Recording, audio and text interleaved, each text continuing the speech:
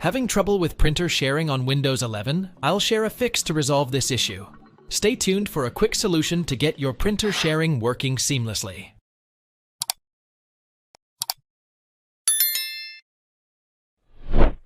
Press the Windows key and check for updates. Hit check for updates. If you have any pending updates, proceed to download and install and then restart your system. Try printer sharing again and see if the problem persists.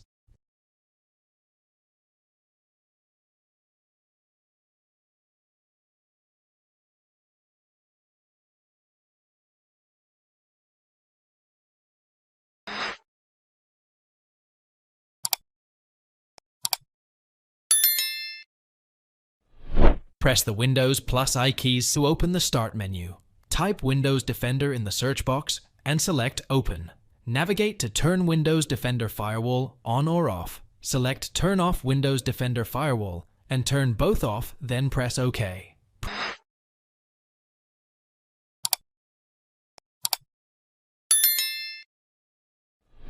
Press the Windows plus I keys, open Settings. Navigate to System. Select Troubleshoot. Select Other Troubleshooters. Navigate to Printer and click on Run. View the message and proceed to solve the issue highlighted.